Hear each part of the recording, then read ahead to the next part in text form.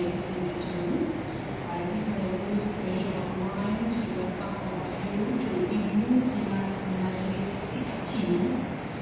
And after completing 15 number of seminar series, I believe that we increase the consolidation within the research committee, gain remarkable achievement not just for mutual benefit among various parties, but for the advancements of science and scientific research, as well as technology transfer, networking opportunities, and research collaboration. And now, it's a great pleasure to introduce the speaker for IIS Seminar Series 16, Professor Graeme from University University Auckland, New Zealand,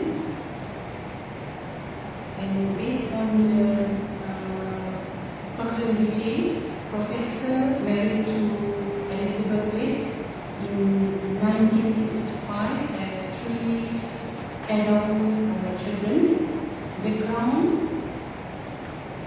degree in mathematics, masters in mathematics, PhD in applied mathematics from Victoria University, postdoctoral research scholarship, University of Oxford in 1970 to 1971, distinction fellow of Royal Society of New Zealand, elected 2004, visiting professor in applied mathematics, South Korea, visiting fellow, University of Oxford, UK, 2001-2002, National Medal for contributions to mathematics and its applications, New Zealand Association of Scientists in 1999, Fellowship of New Zealand Mathematical Society, Director of Research Mathematics Biology Unit, and English University Professor, California, 1994, Fellowship of the IIS UK, and ex-senior lecturer with the Victoria University of Winton in 1964. Employment record: adjunct professor of industrial mathematics, Massey University, Albany, adjunct professor of mathematics, University of Canterbury, 2004 onwards, professor of applied mathematics, University of Canterbury, deans of postgraduate studies, University of Canterbury, professor of industrial and applied mathematics, University of Auckland, professor of applied mathematics, University, visiting professor, California University, visiting professor, Oxford Leeds, readers in mathematics, Victoria University, and achievement. And other information: Professor Graeme completed 22 number of PhD students, 4 PhD students in progress, and 6 postdoctoral programs completed. Research interests of Professor Graeme are industrial mathematics, mathematical biology, mathematics in agriculture, spontaneous ignition, and he published around 175 number of books, read journal within the factor, conference papers, and publication. So now, for the seminar series, we invite Professor Graeme to give the talk on title Spontaneous Ignition Assessments, of course.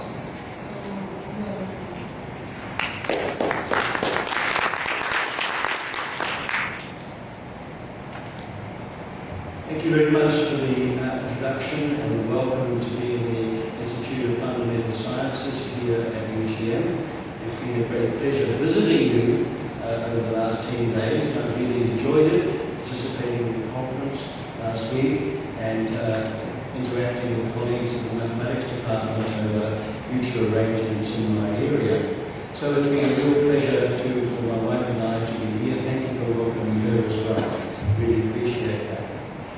The work I'm going to talk about is in fact been central to my work in the Centre for Mathematics and Industry, which I have the pleasure to be director of. It is in fact my long-standing research area, going right back to my PhD days 45 years ago. I am an old man now. And it keeps resurfacing. It's been a good source of funds for us. We do a lot of assessment of cause projects, mostly in the legal environment, where insurance companies are fighting with each other as to what was the real cause, because they're trying to avoid a big payout. And I'll tell you about one that led to this particular work as well. A message for us industrial mathematicians: you can be stimulated to do some very good mathematics in response to an underlying problem. This work led to a PhD program of Weiwei Luo, who's now in the United States working for NASA. They've got a great interest in combustion because, of course, they want their fires to keep going. Not too fast, of course, otherwise they'll lose something. But she's working on the development of some of the new engines on the space program for NASA. She completed her PhD just 2 years ago and is married and living in the US. And this work is jointly with her. So that's my introduction. I thought I would also take the opportunity of saying a little bit about my institution, because I've been learning a lot from you about UTM, Massey University in Auckland. We have in fact 3 campuses scattered throughout the country. There are their sites and the immediate city environs. Massey University is in Auckland, which is top left. That's a long way from the campus, I have to say, as Zainab will know. I was originally a professor in this one, and then, of course, when the opportunity to develop my centre came up, we were located in Auckland. I actually come from Wellington, and that's during years where I actually studied myself. There's the Auckland campus that Zainab visited last year, part of the buildings of our campus and the environment, and our own institute buildings just around the corner from there, the Institute of Information and Mathematical Sciences, carefully structured to contain 4 disciplines: mathematics, pure applied, statistics, computer science, and IT. So we're a happy mix of disciplines like this institute is. And I think this is the way of the future. Agglomeration of disciplines is now happening worldwide, not fragmentation. It used to be the other way around, but these things may go in cycles. So I'll just mention our staff research interest that might interest a few of you. I won't dwell on computer science or IT, but I'll think of the leading professors in mathematics. There's 7 listed there. Robert McKibben, who may know some of you, very strong in engineering mathematics. Mick Roberts in mathematical epidemiology. Myself with a variety of interests. Sean Cooper, one of our few pure mathematicians. Carla Land into neuroscience, artificial neuroscience really. Winston into computational physics. And Alona Mintal into medical applications. So you can see the leading researchers, which are the only ones I put there, essentially not the teaching people, are very heavily applied. And that's deliberate of this institute that I belong. And there's the statistics group that might interest some of you, a variety of people strongly in the applied side of statistics as well. We have 5 research centres, which I'm pleased to see ours is one of the prominent ones, the Centre for Mathematics and Industry. And I've taken the liberty of passing around some information to you about that, which you're welcome to take with you, those little brochures. I'm sorry there weren't enough to go around. You can see that the 5 centres that we host are strongly applied. They're all research focused, and one of the desired outputs is to get money. one of the brochures for the Centre for Maths and Industry, with Robert and I featured there. Okay, on to the topic with that little introduction. These are the topics I want to cover in the next hour. I'll talk about the background, the storage versus assembly problem, which I found in the consulting as being a crucial question to ask. Which one is it? I'll talk about the different formulations of the combustion models that are core to understanding the phenomenon. I'll talk about the stationary theory, which will help give us an insight to the storage problem, and then I'll talk about the transient models for ignition explosion, and we won't talk much about the methodology, but it will be just simple numerical solution PDEs. And so on, and some very recent work on non-local effects will come in. The effect of dynamic boundary conditions on fires is quite striking, and I'll show you the response diagrams as we move through the talk. Let's do the first thing, the introduction to fire science. If you look at fire occurrence, look at the statistics of fires. Spontaneous fires is second only to arson. You know what arson is? Someone naughty committing a crime starting a fire. The next most common cause, at least in our country, in the UK, where I've also worked, is spontaneous ignition. Stuff that you think was safe, suddenly bursting into flame when you don't want it to. The back of the garden compost heap. My wife keeps compost heaps by the dozen. I always worry that they'll burst into flame. They haven't yet. Fuels, carbon-based material is prone to this kind of thing. The mathematics of spontaneous ignition is very important because sometimes you don't want a fire to happen, like a compost heap in the backyard, or your fuel stored in the garage, or a pile of sugar cane in the fields in Australia. But other times you want a fire to happen, particularly when you're at 35,000 feet in jet engine, you want the fire to continue. We've done a couple of investigations of aviation fires, and I might mention, in case I forget later, we were on the team that investigated the British Airways near crash over Indonesia, just south of here. Remember, a big 747 flew through a volcano emissions with insufficient oxygen. The jet engines went out at 35,000 feet. Just think what the passengers thought. We've been able to ask them that because they would survive, because as you know, the captain of that plane knew enough theory that he would be able to reignite the engines below 10,000 feet. So he allowed the plane to glide down to that height, and then the bifurcation point was changed, and I'll tell you about that. He was able to produce enough energy to reignite the engines, and the plane did not crash. Of course, it led to inquiry within British Airways, and we were involved in that. It's very important in fire safety, and a particular court case in London that led to this work was over the hold of a ship catching fire. A storage of a container ship, the storage material, sorry, of a container ship, calcium hypochlorite, for the chemists amongst you, is the core and chemical ingredient of washing powder, the stuff you put into your washing machine to wash your clothes.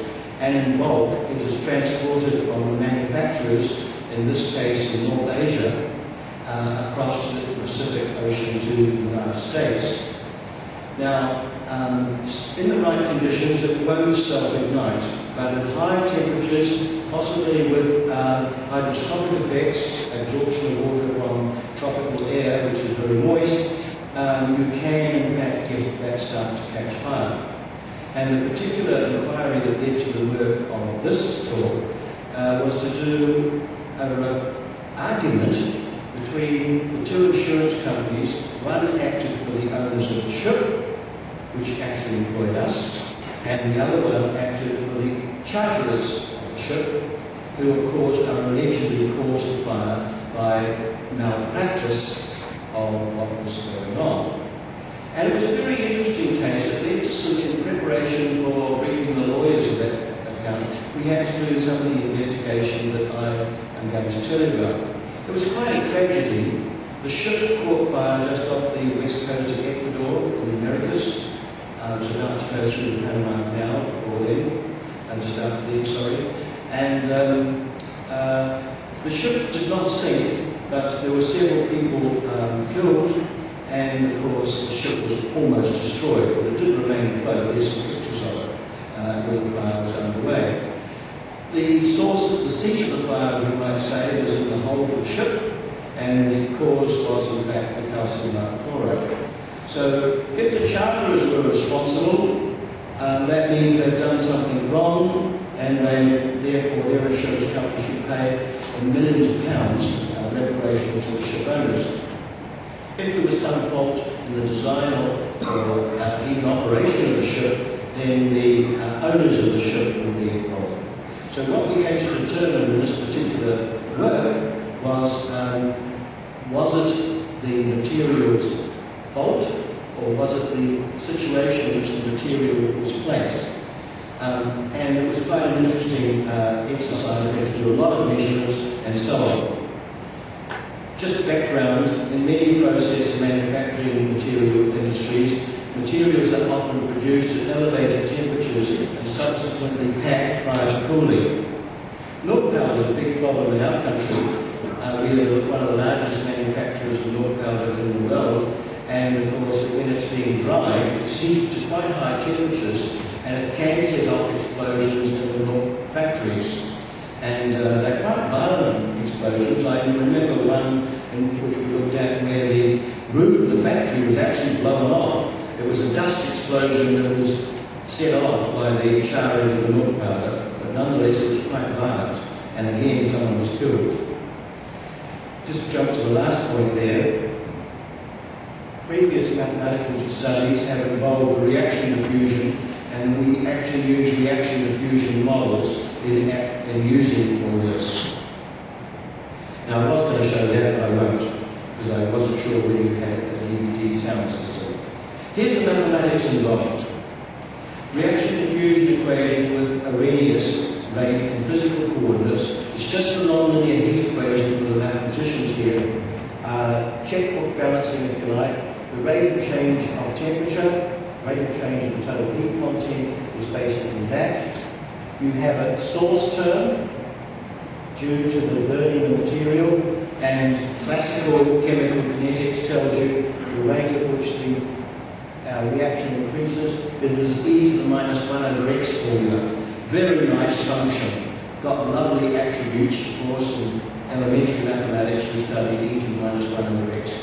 Great, interestingly, and the x equals naught, of course, it has an essential singularity. But anyway, for us, t equals naught is not in the achievable range, because capital T is actually the absolute temperature, something like 310 degrees today. The rest of these, don't worry about them, they're all constants. So this is the source term. So you can see the thing accelerates with temperature. So it burns, you get more joules per kilogram as the temperature increases. So that's one takeout, the Arrhenius law from 1890s. Old classical physical chemistry. Poor old Arrhenius spent most of his life trying to disprove this law that's called untrue. Never mind. There's the ability of the material to conduct heat away, the Laplacian of T. So this is credits minus debits equals the rate of change of heat content. So most combustion studies are about solving that equation.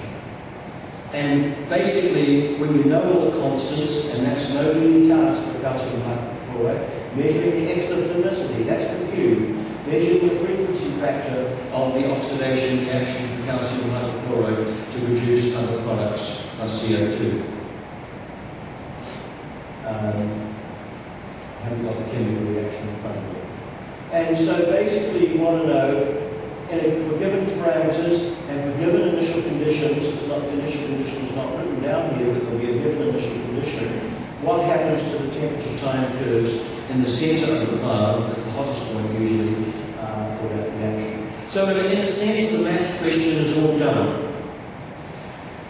If you look at the history of this problem, it goes right back to the 1930s. A famous guy in Russia, Frank Kamenetsky, did the original formulation of this problem, and he used those variables.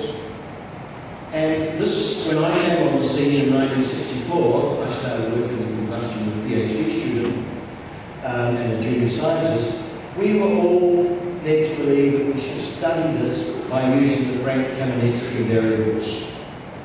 When we came to apply it in consulting, where the most important control parameter was the ambient temperature, TA, it became quite a difficulty because if you non-dimensionalize this equation using theta as the dimensionless temperature and one of these parameters, epsilon or the TA, we get into the non-dimensional version of this, it certainly confuses the role of the ambient temperature. To unfold the response from that non-dimensionalization is quite difficult.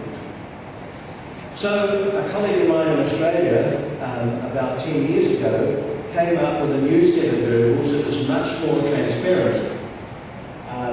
And Graeme and myself, Brian was Sydney and myself, invented these parameterizations, which I'm proud to say are now well established in the literature and well quoted, the so-called Graeme variables, where the new dependent variable is independent of the ambient temperature. It has the activation energy involved, and the gas constant, the universal gas constant, but it's directly proportional to the absolute temperature.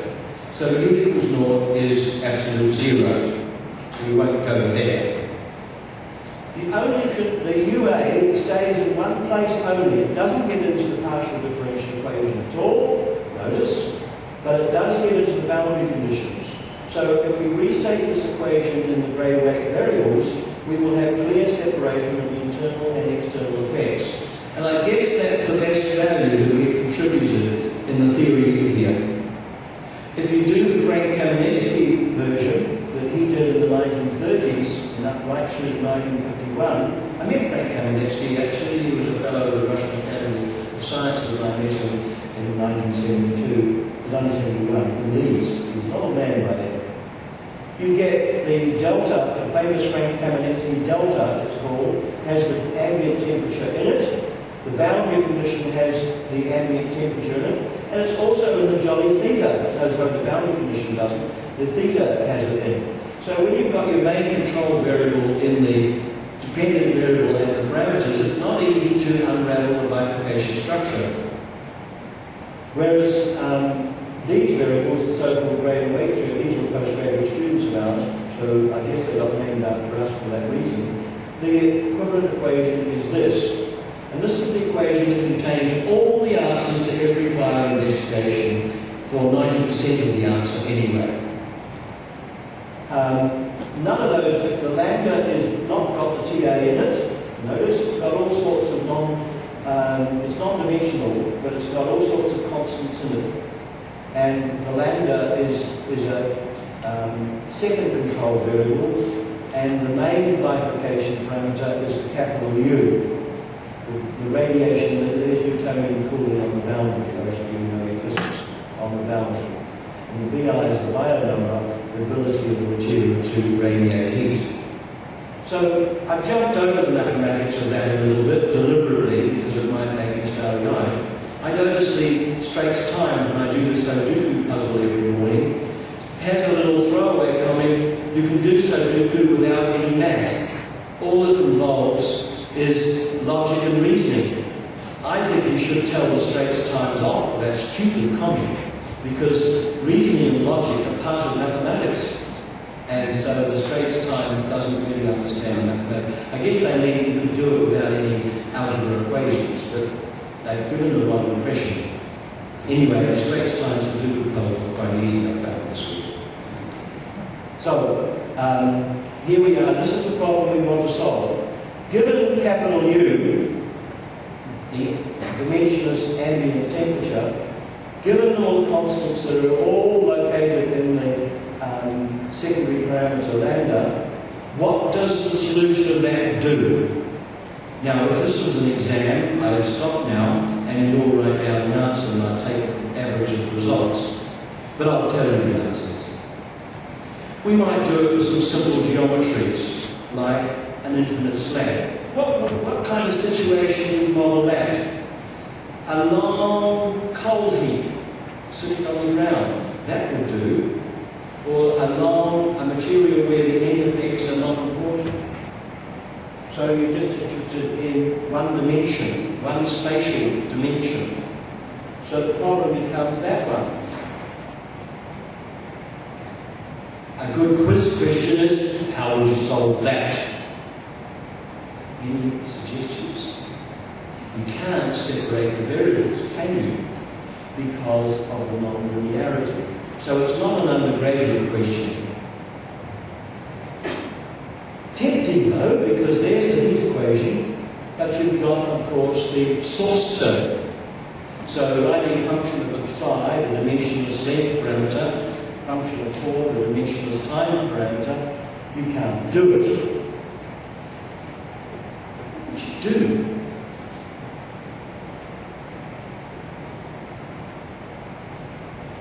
Any suggestions? Well, the obvious one is compute before you think, and so many people do that. In the cylindrical coordinates, it's not much different. This is assuming circular symmetry now, so you've got a long, almost infinite cylinder. Infinite means you neglect the end effects, okay? And then your geometry becomes that. The extra term coming from the radial term from the Laplacian, and ignoring the angular variation. That's a good model. You've got the same question, how do I solve? And in a sphere, we always tell our terrorists, damn it, we have some, if you want to have an effective bomb, make it as a sphere. That's the most thing that's most likely to go off. Malaysia doesn't have terrorists, doesn't, so I'll stay in saying that. If you want to pack the most material into the smallest volume, simple geometry shows you it's a sphere. So you minimise the surface area. So the terrorists, if there's any here, need to solve that equation. Same problem though. What happens with capital U in an arbitrary initial condition? You can summarise that, the last few slides, by this version here, and n having these values. It's basically the dimension minus 1. N is the dimension of space minus 1. Okay, so there's the whole problem. Answer the problem's stated at least. Any questions? Step 1 of the 4 steps in modelling process: formulate, solve, interpret, and underpin decision support. That's what you should tell your modelling students. It's a 4-stage process. So many forget of the last one, underpinning the decision support. That's where you make your money. Oh, sorry. Now, there's too much on that slide. Early mathematical theories, certainly Frank Kamenetsky, were based on approximating the e to the theta over 1 plus epsilon theta by e to the u, rather than the exact Arrhenius expression, which is that. The downfall we found in consulting was that it was accurate only for small temperature excursions. I'm going to show you later that there's a lower branch solution. Cannot predict any critical initial temperature leading to ignition. The inquisition on the ship fire led us to have to do that. It actually turned out to be not caused by the ship, by the ascending temperature, but in order to rebut the accusations of the charterists, or our scientific people, we had to do this particular work. By the way, that court case started in 2005, and it's still going. Even though we won stage 1 of the process, we showed that the ship owners were not at fault, and it was now mismanufacture of the material. It wasn't stable at 40 degrees Celsius, which is the kind of temperature you get off the coast of Ecuador, and humid conditions. It had been not manufactured to stay stable for 2 or 3 days at temperature. And so the manufacturers of the material are at fault.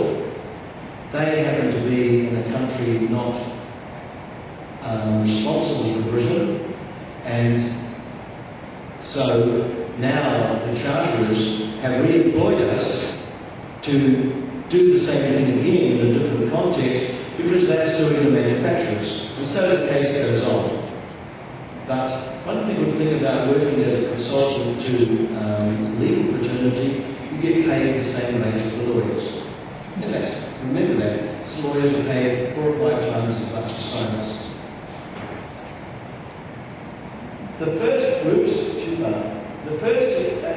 work on the critical initial temperature, this is the assembly problem, was published in 1998 in the Transaction of the Faraday Society with 2 colleagues of mine, Rodney Webber of Australia and Ashley Bashir from Christian, who's now in Oman.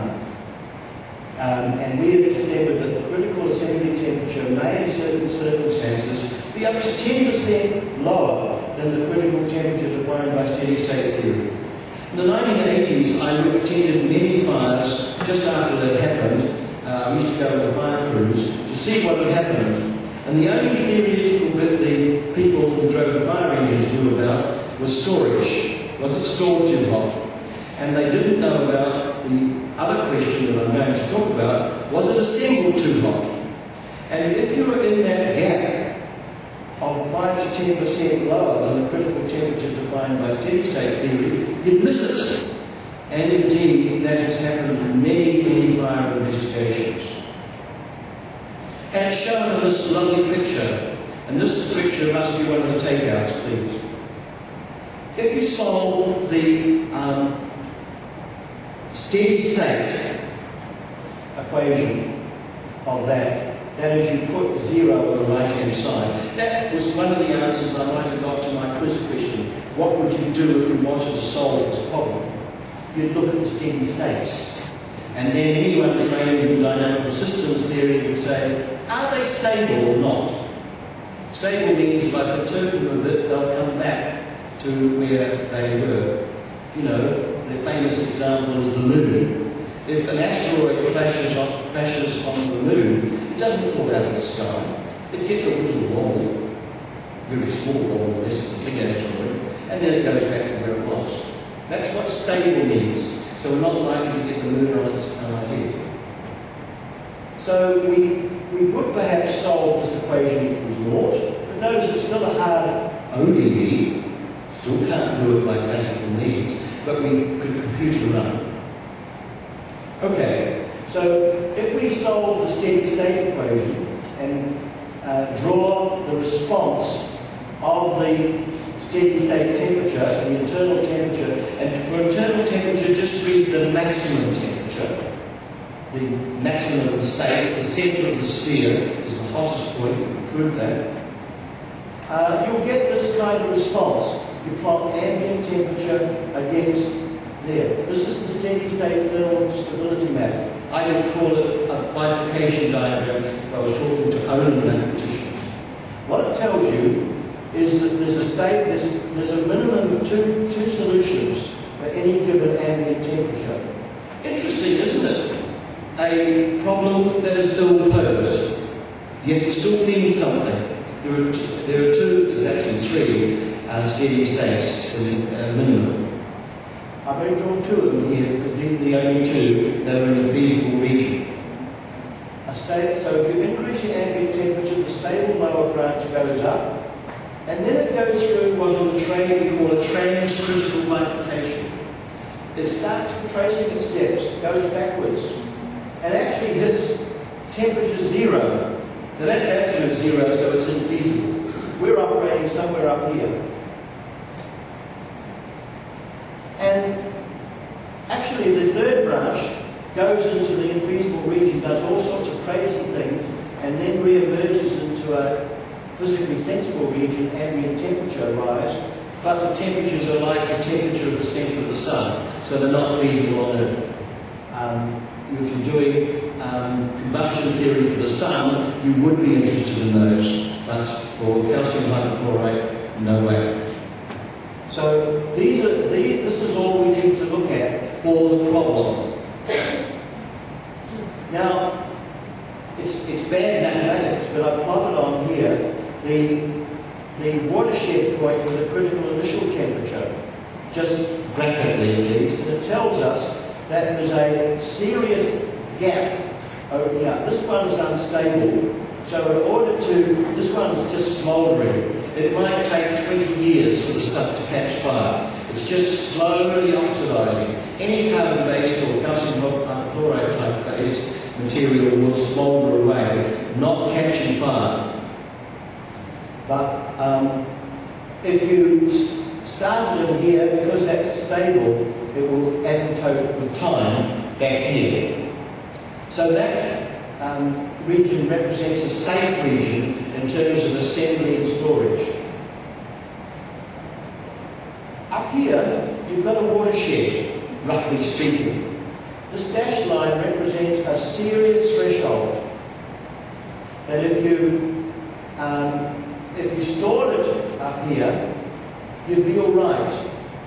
But if you assembled it where the red arrow is, whoosh! And because it's spatially dependent, it doesn't just stay on the unstable steady stone. We know that we can balance a ball on the top of a hill and you can get it exactly right and it won't fall off. But when you introduce spatial structure, the unstable steady states are never attainable in practice because the slightest error in producing the initial profile will make it unstable. So this is the situation for many fires. It looked like it was stable for storage, but unstable for assembly. And it was pointing this out, which has been the feature of this work, which is actually about to appear in print for the first time in the Australian Applied Maths Journal, ANSIAM Journal of Applied Maths. I think it should appear about September. Now, that diagram has it all on. That's been hand-drawn, as you can see from my models. It's not computer-drawn. Well, this point represents the threshold for unsafe storage. No matter what you do, if the ambient temperature is above this critical value, you're bound to catch fire. So, from Frank Kamenetsky in the 1930s onwards, we've spent a lot of time computing this point in parameter space. Endless, what would you call it? Auto-type calculations of plotting these bifurcation diagrams. Auto is just a way for a computer to plot a bifurcation diagram. It will tell you where this point is in parameter space. Obviously, all the parameters determine TA crypt. And there are tables and computer platforms in which you can work out TA crypt. And fire investigators do this all the time. And many of them are produced by people like me.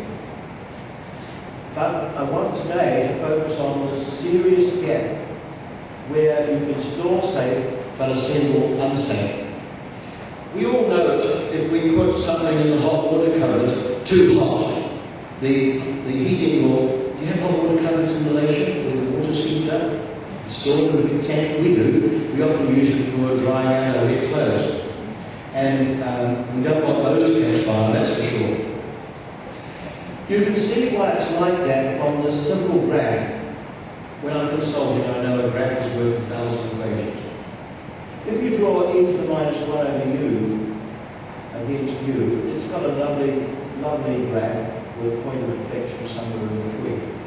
And you can see that, in fact, the number of steady-state solutions, this is schematic, I'm ignoring spatial structure here. You can draw a series of lines of slope,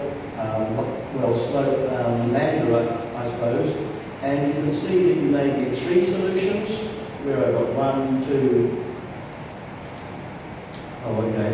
At t equals TA, you're just touching that curve as a tangency, and t equals the upper solution. I have a model for that one, the point of inflection, but you can see that at least for TA less than TA crypt, there are 1, 3, and 4. So there's 3 solutions. I missed out the 2.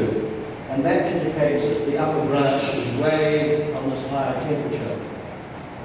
Okay, well that's the sort of what happens if you ignore spatial structure and you do all that with the Laplacian, then that's what you get.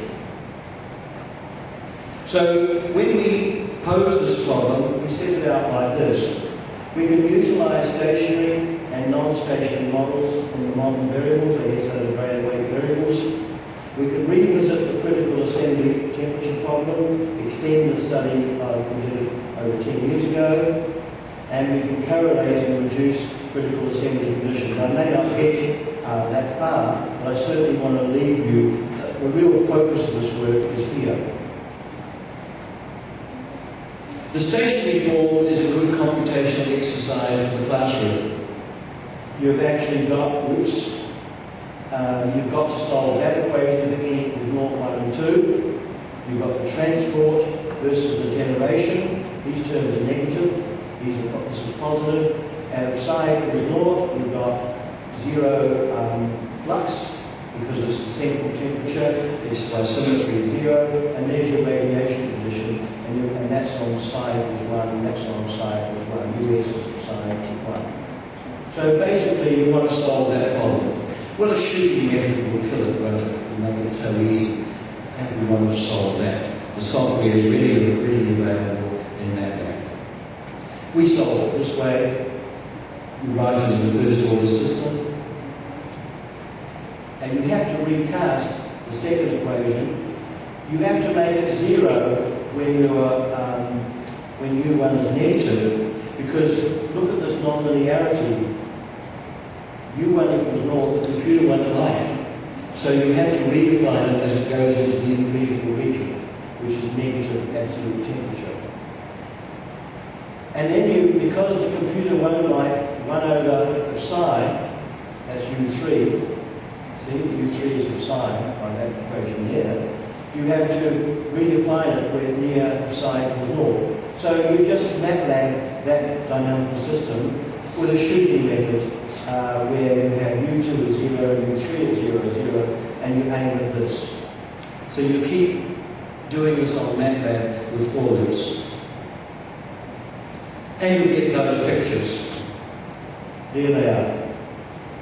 That's a bifurcation equation for the slab, bifurcation solution for a slab for different lambda. Lambda equals, there is actually a value at which the degenerate catastrophe of René Thom, you all heard of catastrophe theory no doubt, occurs. And it's actually in the slab you can compute it to the umpteenth decimal place. It's the point where you get a vertical tangent at the point of inflection. Set that to stage 1 calculus student. It's actually interesting that for practical cases, lambda is actually, 10 to the 10 is a typical value of lambda. It's a big number. So these are just toy solutions.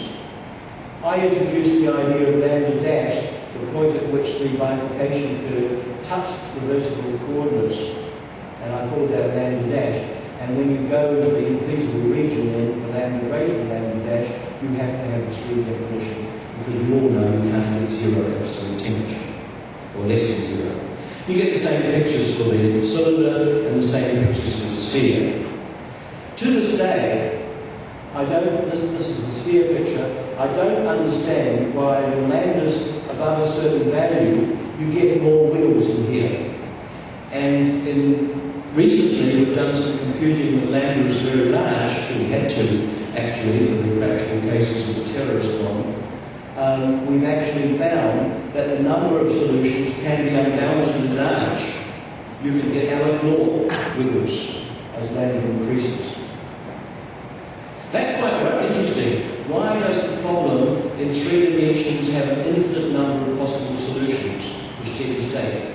And if you are a pure mathematician, you would go into 4, 5, 6, 7, up to 10, 12, 11, etc. solutions. You suddenly find when you get to 11 dimensions, that the curve straighten out. What is it about 3 to 11 dimensions inclusive that you get all these wiggles on the bifurcation curves? It's topological, but I don't know the reason why. Now, this was a baseline for Wei checking her 2-point boundary value problem computations. She used our work with Ezra Balakrishnan, my ex-student in Oman, who, as a baseline figure, and spot on. That's an agreement with previous computations. Ballard Christian did his work by using the method of lines, whereas Wayway used simply the two-point boundary planning problem solved by a shooting method. Interestingly, the software that we're marketing is based on Wayway's method because it is so easier to use the shooting method on that map than the method of lines. The validation is pretty good. Now, as lander increases, you can start to see the appearance of the wobbles. Whoops. And lander is 10 to the 4, that's 10,000. You can see that the slab is nice and straight. The cylinder is nice and straight. The sphere has its bifurcation point further to the right, but it's starting to lose its straightness. And that's the point I've already mentioned. I won't do any more dimensions than 3. There is the 10 to the 6. We're getting into the feasible region now. There it is the 10 to the 8, getting close to the spherical bomb. Whoops. The slab with the unstable steady state and the cylinder still pretty straight, but the spheres developed 1, 2, 3, 4, the one with the temperature of the sun, 5 solutions. All of the intermediate solutions are unstable. We proved that. It's hard. But the stable ones are the lower ones and the ones at the centre of the sun, temperature of the centre of the sun. And they're both attracting. So your fire will happen if you happen to be in the basin of stability of the high temperature. That's interesting. Now, let's just move on to the work that we've more recently done. I just showed you, finished the pictures really.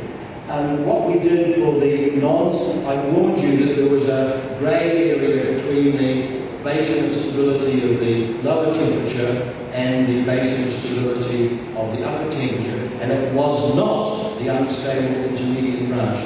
That's what no one believed until we came along. So how do we prove that? We just computer ran on the system. We solved this as a non-linear parabolic PDE. Non-linear because of the Arrhenius term. Arrhenius was a genius really. His non-linearity provided the explanation for combustion theory. He spent most of his time, as I said before, trying to disprove it. So we just computed the solution of that.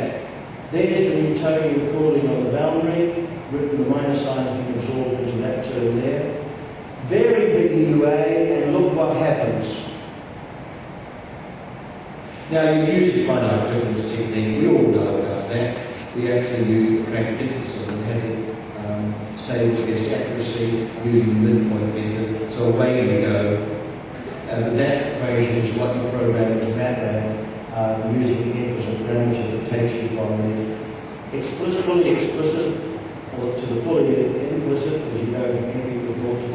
F equals half, that is our best accuracy, so it's partly explicit and partly implicit. Stepping forward in time and going across the region with the new highs. The index M is the time step, and the index I is the space step.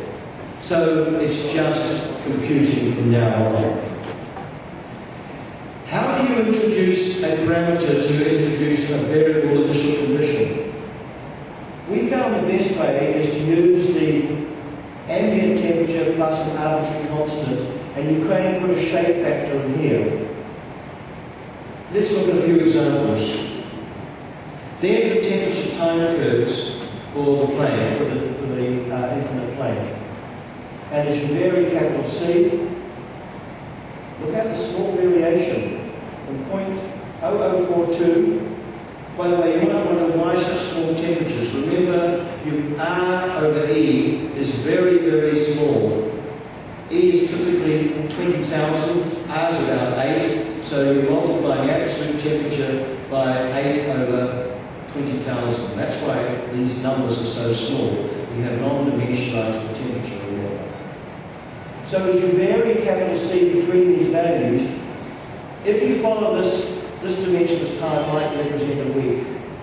If you follow this into several weeks, you'll find the red curve goes whoosh, and the whoosh is quite sudden, and the blue curve just slowly sinks back to ambient temperature, which in this picture is 0.05 in dimensionless 4, just asymptotically sinks to this. It takes as an infinite time to get there. So this represents the sign of the threshold that's telling you the critical C above which you're bound to go whoosh, and below which all's well, the fire won't happen. There it is shown more graphically over 1 week for small changes of C for the cylindrical geometry. Look at the small changes there. The red one's going whoosh, the blue one's coming back, and just near the critical value, of course you can't exactly attain it. This is rounded off. If it was exactly at the critical value, that's a centimetre zero, so you can't actually get it on the computer. So actually the dash curve must be just subcritical. Well, there's your fire, there's your safe bit, and look how close it is. Probably with an experimental error. There's the spherical geometry with the whoosh again. So what we're doing in the software we're marketing for critical initial condition determination is giving black boxes that produce these thresholds. And this software is to be marketed via the MathWorks in the United States. And people hopefully will buy it. There's a whoosh to the... let's go back to the bit there. You might say, oh no, where is this going? Will it ever turn back? Yes, it will, near the temperature in the middle of the sun, but by long before then the fire's happened. In fact, if we all get to the temperature of the sun, we'll all be on fire. So, and that's just shown on this next slide. There's the whoosh curve, and a supercritical C. It's gone up. Look at these numbers here. They're very hot temperatures. And I've just said upper steady state branch, non-visible mathematical attractor. Non-visible because the temperatures are enormous. Well, we've done all this we've produced tables and tables of these results. We've done it for the variable Bayer number. We will look at how the critical add-on initial temperature depends on Bayer number, and you'll notice that the better it conducts, the hotter you can assemble it and still be safe.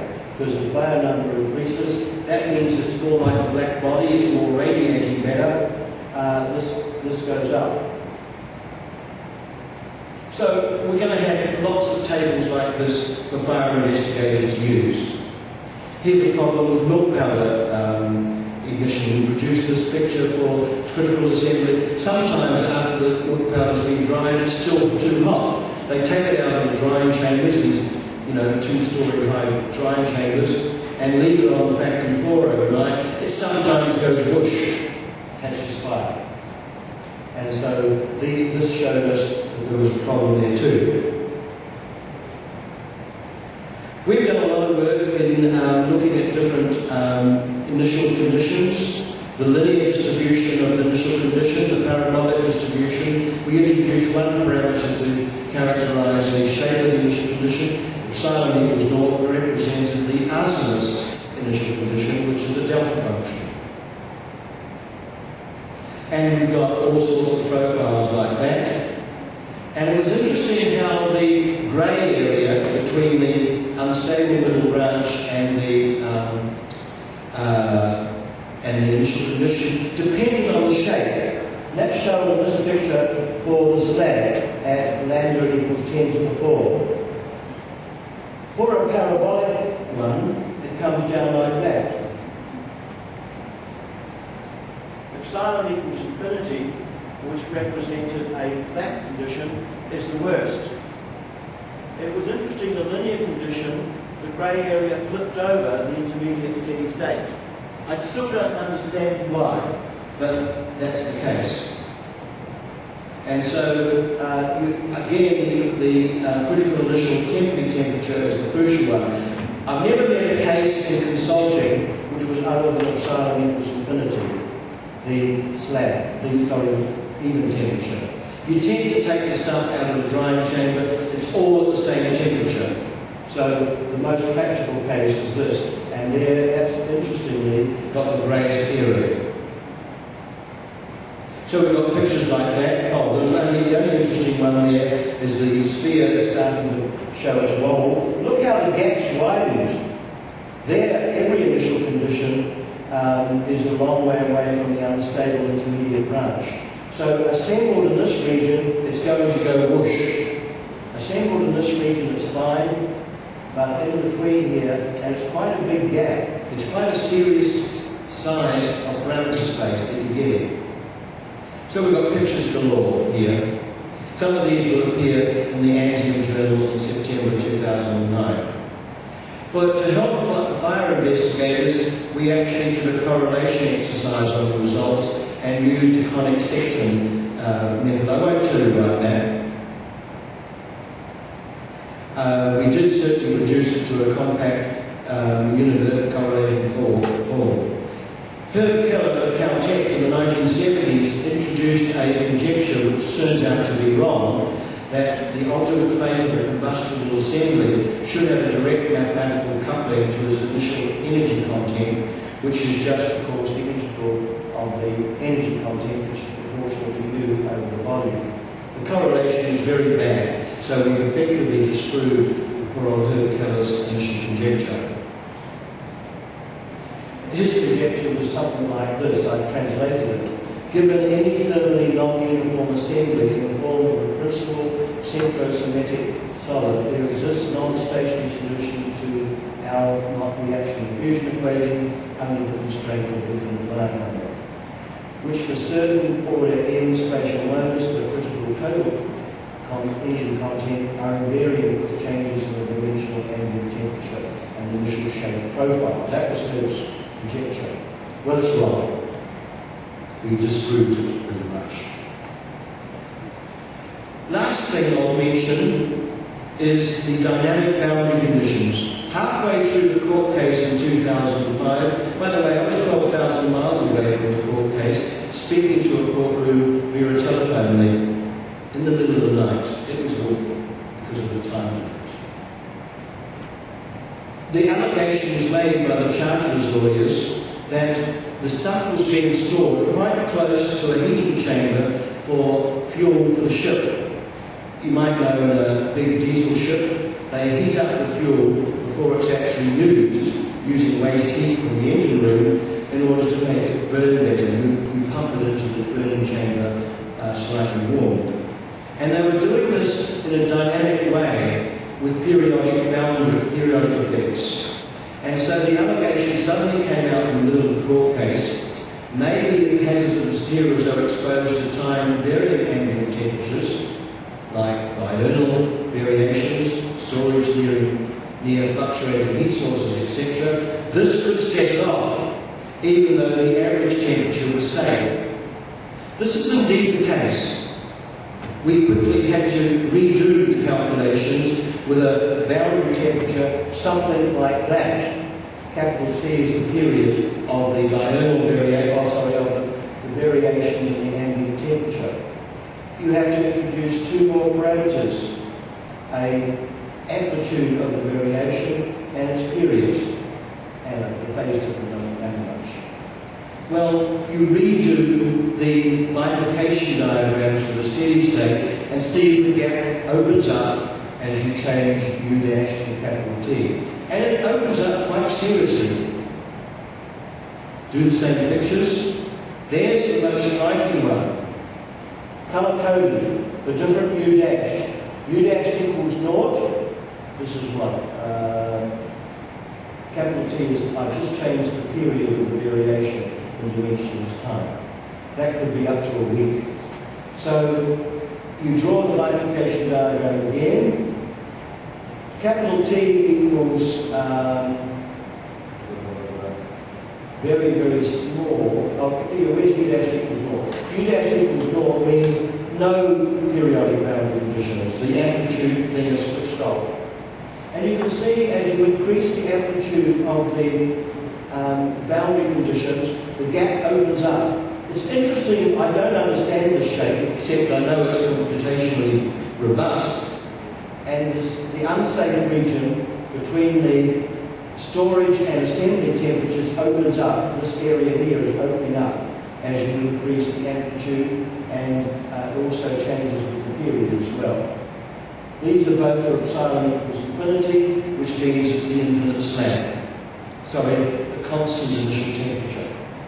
So there was another warning. So the accusations that dynamic boundary conditions could make what was safe unsafe is true. So us as scientific experts for the ship owners had to check that we weren't in this increasingly wide unsafe region. We weren't. We were able to prove that with this kind of maths support. Okay, well, I should bring things to a close. This research, which was motivated by a very applied question, addressed practically important questions pertaining to criticality conditions for spontaneous thermal condition, which is certainly open to further inquiry and study. We looked at the assembly problem in particular with non-uniform initial temperature distribution, and we did the storage problem with dynamic boundary conditions. The maths involved was easy to state, hard to solve. It was just that non-linear heat conduction equation, using what are now called the Graeme variables. Well, that's the little message of this work. Recently, in my I had what was called the Maclaurin project a couple of years ago, where we were looking at a whole series of non-local problems. And the only non-local problem, non-local is where cause and effect are separated in space and or time. So what happened 100 years ago might be having an explicit effect right now. This makes the maths more complex because non-local calculus is definitely R18 stuff. We don't teach it to undergraduates to our code. Now, the only non-local problem I can find in combustion, I'm supposed to be writing a book on non-local calculus, but it's been a bit held up with other things, is to replace the e to the minus 1 over u by e to the minus 1 over u at a fixed point in the spatial region. And then you'll make the problem almost linear, because this is a constant. The question is, do you get a good answer to the problem, the real problem? Because this is undergraduate stuff, and the previous stuff was very difficult. The answer is, the error is very little. I'll just go to a straight answer.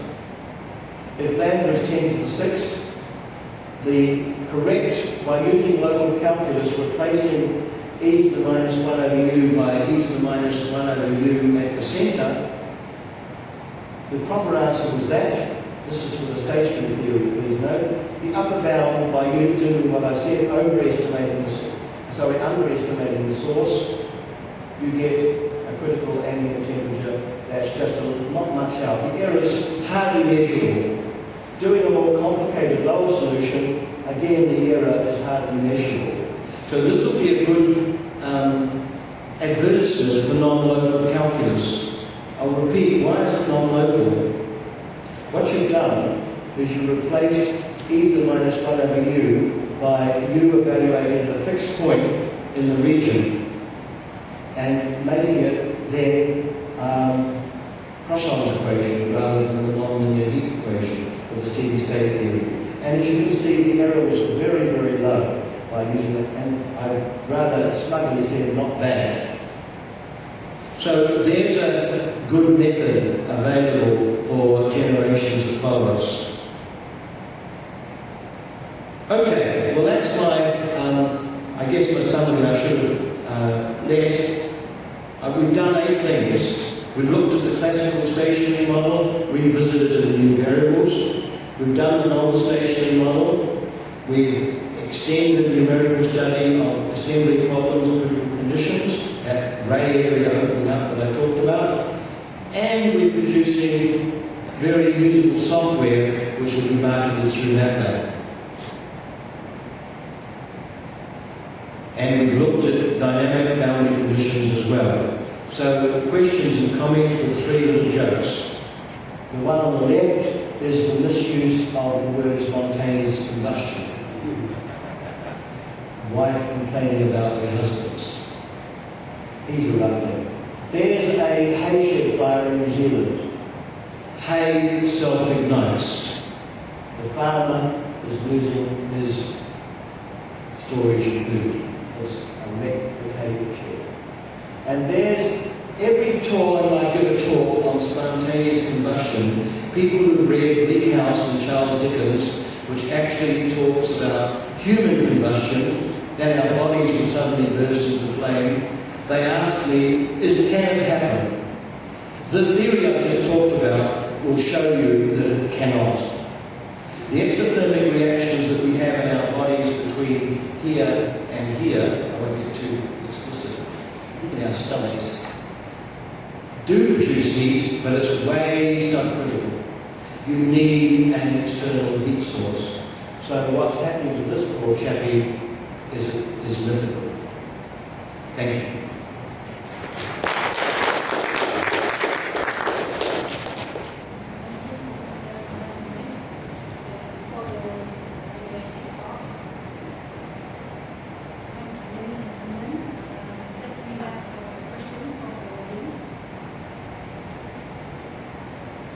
Any questions or comments?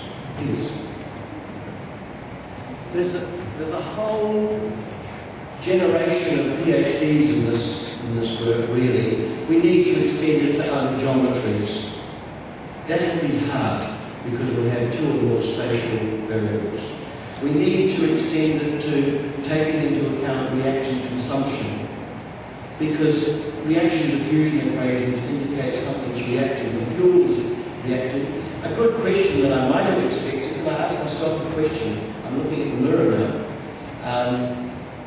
What's the effect of reactant consumption? Will the fire happen after a significant amount of fuel is used? The answer is no. Most emissions occur when less than 1 to 5% of the fuel is consumed. You know, the whoosh happens. If you take a hay barn, that fire would have broken out when very little of the grass or the dried grass had been burnt by smouldering. You put your hand inside the grass clippings. Do Malaysians mow their lawns? Us Kiwis are always mowing the lawns. Every Saturday morning, the grass goes so fast you have to go and put the grass clippings in the compost heap. Next day, put your hand in it. It's hot. It's slowly oxidized according to my equation. And of course, the grass is slowly decomposing. Some of the carbon-based material, the carbohydrates, have oxidized, and a little bit of CO2 has come off. Greenhouse effect CO2. Well, that's the problem. And of course, if your compost heap, your grass clippings catch fire, only a very little will be consumed. So you're pretty safe in fire investigation of neglecting reactive consumption. Sure, what happens in your jet engine downstream will be important. You do have to take into reactive consumption of the jet engine if you want to keep the plane flying. But of course, you're injecting fuel at a constant rate if the captains remember to fill up the tanks before you took off. We would hope so. So that problem is a coupled equation with fuel consumption as a secondary equation. Another generation of PhDs in there. But you would follow the same path that I've taken for the very simple, straightforward geometries, no fuel consumption. Okay, I've answered that question. Yes?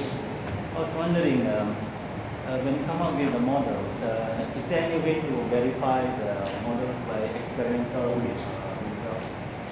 Yes. Thank you. Could have said that. Firstly, the experimentalist has a real big problem. Measure all the constants. Those of you who are chemists, and I know there's some here, will know that measuring rate constants is quite difficult. It's called calorimetry. I worked for a year in Leeds, in England, in a physical chemistry lab, right next to a calorimetry lab. And I was separated from this lab in an office with a glass window. And every so often I'd hear a yell, "Get out of the desk!" They'd let it get out of control, and the glass would be smashed. One of them was down the Parkinson building in the University of Leeds. But measuring all these constants is the first task.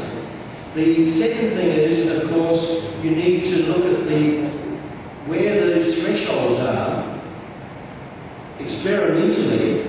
So you need to have a few accidents like this and see whether the theory fits. It's not too bad. We think we've got the state-of-the-art stuff here. The simplifying assumptions will give you 5% error, but gosh, any other measurement is pretty good. The fact that we just dealt with one equation. There's a lot of experimental work here. I just happen to be the senior theoretician in a whole team of physical chemists. So Ryan Graeme is in fact the leader of the experimental team in Eastern Australia, and he does a lot of the experiments. There's whole lots of combustion labs all around the world, notably in Aberdeen in England, and many in America at RPI, Australian Polytechnic, where the experimental work is actually done. But the theoretical work has to go hand in hand, in fact. So yeah, I've just told you about the stuff we've done, which is the theoretical development, but it's part of a much larger project. What is the exponential function instead of What is the exponential function if I were to, instead of 1 over u, it's going e to the power minus z. e to the Minus z. Is it easier or non-physical? It's easier, yes, it's almost Gelfand's equation if you know your sort of classical analysis from Gelfand in Russia, but it's no longer physically right. You need something that increases with u and represents the Arrhenius law. I mean, Arrhenius showed both theoretically from quantum chemistry and experimentally that the e to the minus 1 over t is the right behavior modulation constants. A lot of people have tried replacing the e to the minus 1 over t. It's a rotten singular, rotten nonlinearity. It could, nature's been perverse in giving us the Arrhenius law. Perverse. Because it's such a nasty nonlinearity to handle. Except, of course, it provides an understanding of combustion, because using stage 1 calculus, I know, it's convex up until u equals a half, and then it's convex down above u equals a half. In other words, the point of inflection is at u equals a half. That's a good exam question in year 1 calculus. Find the point of inflection. And it's interesting that all the feasible regions is in the convex up case, except for the one in the centre of the sun, is in the concave down. You know, convex down case. So, yeah, a lot of people have tried approximating different nonlinearities. Frank Kamenetsky did that. I was going to write on the board.